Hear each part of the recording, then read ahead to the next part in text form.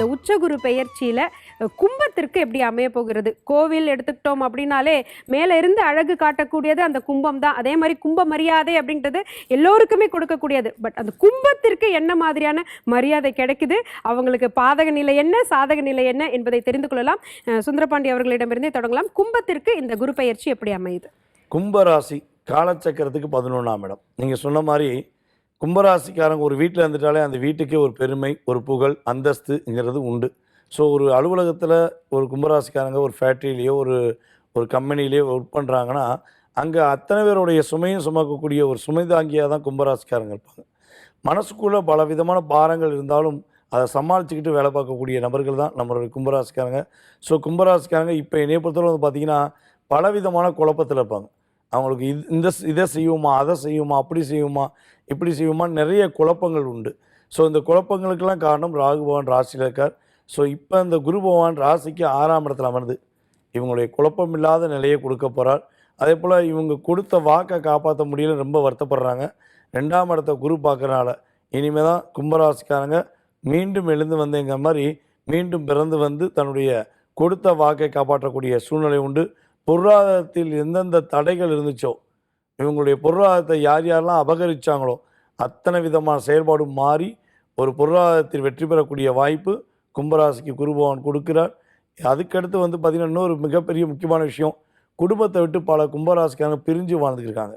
உண்மையான அன்பு, உண்மையான பாசத்தை வச்சுட்டு போலியான நபர்களை தேடி அவங்களுடைய பார்ட்னர் போயிருப்பாங்க. ஸோ தன்னுடைய குடும்பம் பிரிந்ததேன்னு வருத்தத்தில் இருந்தாங்கன்னா அந்த நிலை மாறி சதிகள் எல்லாம் முறியடிக்கப்பட்டு ஒரு குடும்ப ஒற்றுமையாக இருக்கக்கூடிய வாய்ப்பு கும்பராசிக்கு ஏற்பட போது.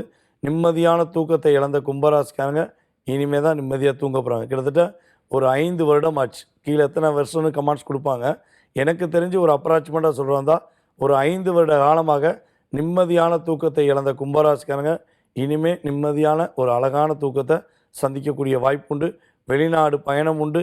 இறைவன் அருளால் சொந்த தொழிலில் வெற்றி பெறக்கூடிய ராசியில் கும்பராசி ஒன்று என்பதை உறுதியாக சொல்லலாம்.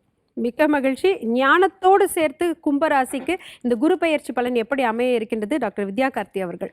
கும்பராசிக்காரர்களை பொறுத்த வரைக்கும் இந்த தடவை குரு இது வரைக்கும் 5ஆம் இடத்துல இருந்தார். இப்போ 6ஆம் இடத்துக்கு வரப்போகிறாரு. 6இல் குரு ஊரில் பகை இப்படிலாம் சொல்லியிருப்பாங்க. அப்படின்னா உங்களுக்கு மட்டும் சீக்கிரம் சொல்லித்தரேன், நம்மளுக்கு நல்லது பண்ணுறதே இல்லை கும்பத்துக்கு குரு. அவர் போய் 6ல் இருந்தா என்ன, 10ல் இருந்தா ஒரு பிரச்சனையும் இல்லை. ஸோ கும்பராசிக்காரர்களுக்கு குரு 6ல் உட்காருது அப்படின்றது பயங்கரமான ராஜயோகம் என்னை பொறுத்த வரைக்கும். ஏன்னா 6ல் உட்காந்து 2ஆம் இடத்தை பார்வை செய்வார். நிறைய கும்பராசிக்காரங்க ஃபாரின் போவீங்க, இல்லை அங்கே இருந்தால் இங்கே வருவீங்க. கும்பராசிக்காரர்கள் எனக்கு தெரிந்து இந்த குரு பயிற்சியில் வெளிநாடு வெளி மாநில தொடர்புகள் அதிகமாக கிடைக்க போகிறது. யாரெல்லாம் வேலை குறித்து கவலைப்பட்டீங்களோ, நிறைய கும்பராசிக்காரர்களுக்கு போன தடவை வேலை போயிருக்கும்.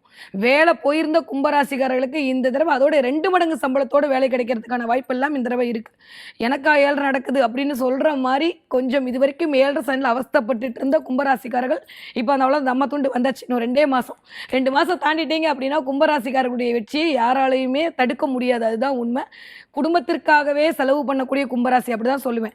குடும்பத்திற்காகவே இவ்வளவு பண்ணியும் எனக்கான அங்கீகாரம் கிடைக்கலன்னு நினைக்கக்கூடிய கும்பராசிக்காரர்களுக்கு குடும்ப மேன்மை கிடைக்க போகுது. இது வரைக்கும் குடும்பத்தில் பணம் காசு இல்லை, பிரச்சனை அதுவாக இருக்குது இதுவாக இருக்குது, என் குடும்பம் ஒரு ஸ்டேட்டஸ் வராதா அப்படின்னு தவிச்ச கும்பராசிக்காரங்க ஊரில் மெச்சுற அளவுக்கு வாழ போகிறாங்க. அது பணமாக இருக்கலாம், புகழாக இருக்கலாம், பெயராக இருக்கலாம், உங்களுடைய கணவன் மனைவியுடைய ஒரு தரமான அடுத்தவர்களுக்கு உதவக்கூடிய ஒரு நியாயமான செயலாக இருக்கலாம், பிள்ளைகளுடைய பெருமையாக இருக்கலாம். இதன் மூலமாக கும்பராசிக்காரங்க கும்பத்தில் தான் இருக்க போகிறீங்க. 6ஆம் இடமே சர்வீஸ் ஓரியன்ட், அதுதான் முதல்ல. அப்போ யாரெல்லாம் கவர்மெண்ட் ஜாப்புக்கு ட்ரை பண்ணுறீங்களோ, போட்டித் தேர்வுக்கு எழுதி ஜெயிக்கணும்னு நினைக்கிறீங்களோ, யாரெல்லாம் அக்கௌண்ட்ஸ் ஆடிட்டிங் படிக்கிறீங்களோ, சிஏ எக்ஸாம் எழுதுறீங்களோ, அத்தனை கும்பராசிக்காரங்களும் இது வரைக்கும் 1 மார்க் போச்சு 2 மார்க் போச்சுன்னு தவிச்ச எல்லாருக்குமே இந்த தடவை வேலை கிடைத்தே தீரும். அதில் எந்த மாற்று கருத்தும் இல்லை. நிறையா பேருக்கு எனக்கு தெரிந்து கோவில் குளங்களுக்கு போய் அதன் மூலமாக புண்ணியத்தை ஈர்த்து கொள்ளக்கூடிய எல்லா போகிறோம். அது முக்கியம் இல்லை, அதை சாமி நம்மளுக்கு கொடுக்கணும். இது வரைக்கும் நீங்கள் போயிருப்பீங்க, இப்போ சாமி உங்களை கூப்பிட்டு உங்களை பார்ப்பேன் அடம்பிடிச்சு உங்களுக்கான பலனை கொடுக்க போகிறார். 2ஆம் இடத்தில் ராசிநாதன் இருக்கிறதே சூப்பர். அதை தாண்டி ராசிநாதனுக்கு குரு பார்வை கிடைக்கிறது ரொம்ப ரொம்ப சூப்பர்.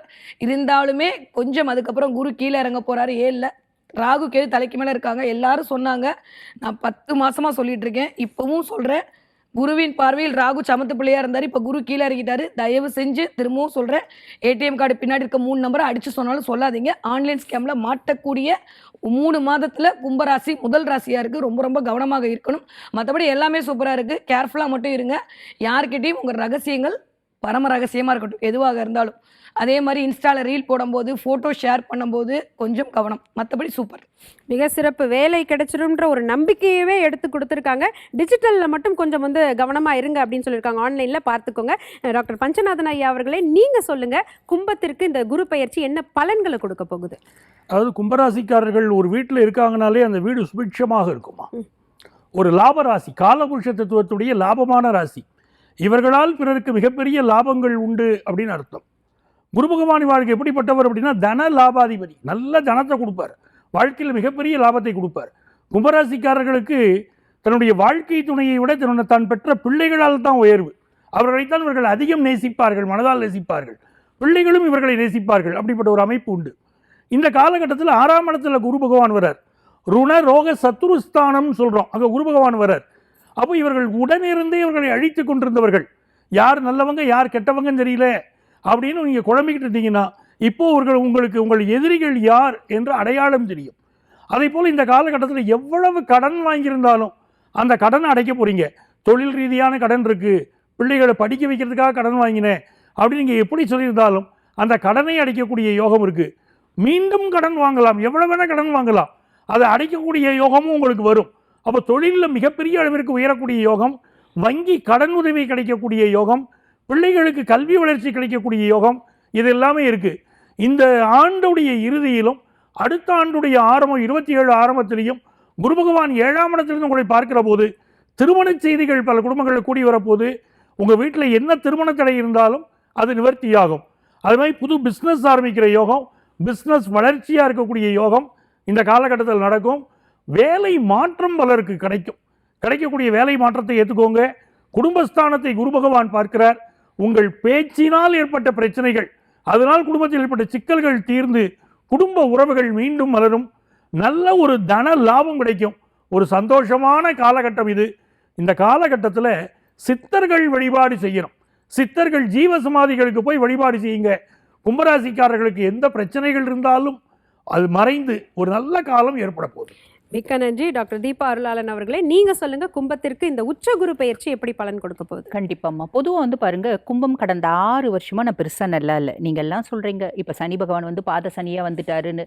கடந்த வருஷங்களை விட அவர் இப்போ பாத சனியாக வந்த அப்புறம் தான் எங்களை பயங்கரமாக பார்த்தீங்கன்னா வறுத்து எடுக்கிறாரு. எங்களோட பிரச்சனை இன்னும் வீரியமாக போகுது அப்படின்றாங்க. இதுக்கு காரணம் என்ன அப்படின்னா, ரொம்ப சிம்பிளாக சொல்லணும்னாமா, ஒரு 5 வருஷம் 6 வருஷமாக ஒரு கத்தி எடுத்து இங்கே கிழிச்சிட்டே இருந்தால், லைட்டாக பிளண்ட் ஏஜ் கத்தி தான் அது, அதை வச்சு நான் கிழிச்சிட்டே இருந்தா அந்த கத்தி கிட்ட வரும்போதே நம்ம வலியை ஃபீல் பண்ணுவோம். பார்த்தீங்களா, இதே சேம் சைக்காலஜியில் தான் இப்போ பார்த்தீங்கன்னா கும்பராசி அன்பர்கள் இருக்காங்க. எங்களை கஷ்டப்பட்டு கஷ்டப்பட்டு கஷ்டப்பட்டு கஷ்டத்தை பற்றி யோசிச்சாலே, யாரோ எங்கேயோ கஷ்டம் அப்படின்னு பேசினாலே எங்களுக்கு கஷ்டம் வந்துடுதுங்க அப்படின்ற ஒரு மைண்ட் செட். இதிலிருந்து கம்ப்ளீட் விமோச்சனம் அப்படின்றது வரப்போகுது. காரணம் என்ன அப்படின்னா, சனி பகவான் பாத சனியாகவே தான் இருக்காரு. ஆனால் குருனோட உச்ச பார்வை சனி மேலே படுறதுனால சனி ஆல்மோஸ்ட் நல்லிஃபை ஆகிடுறாரு. இது ++. ரெண்டாவது ப்ளஸ் என்ன அப்படின்னா, குரு பகவான் ரோக குருவாக இருக்கார். ரோக குரு கடன் இல்லாத, எதிரி இல்லாத, நோய் இல்லாத வாழ்க்கையை உங்களுக்கு கொடுக்கணும் அப்படின்னு அவர் முடிவு பண்ணிட்டாரு. நீங்களே வேணான்னாலும் அவர் கொடுக்காம இருக்க போகிறதில்ல. அது ஒரு பெரிய ப்ளஸ்.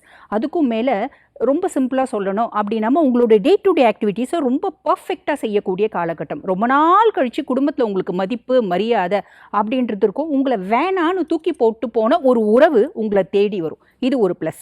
உங்களோட சொல்வாக்கு செல்வாக்கு அதிகரிக்கும். அம்மானோட சப்போர்ட் கிடைக்கும். டீஃபால்ட்டாக வீடு கட்டுறது, உங்களோட கம்ஃபர்ட் அதிகரிக்கிறது, ஒரு வண்டி வாகனம் வாங்குறது, இந்த மாதிரி நிறைய நல்ல விஷயம் இருக்க போது. அதுக்கும் மேலே வெளிநாட்டுக்கு படிக்க போகணும், வெளிநாட்டுக்கு வேலை செய்ய போகணும் இப்படின்னு யோசித்தவங்க, அதே மாதிரி பார்த்தீங்கன்னா குழந்தைங்களுக்கு நகை நட்டு வாங்கணும், சொத்து பத்து வாங்கணும், நிலப்புலம் வாங்கணும், ஆன்மீகம் சார்ந்த சுற்றுலா போகணும், இன்ப சுற்றுலா போகணும், இதுக்கெல்லாம் எக்ஸாக்டான காலகட்டம். நீங்கள் நினைக்கிறது நிறைவேறும். ஒன்றுத்தில் கவனமாக இருக்கணும்.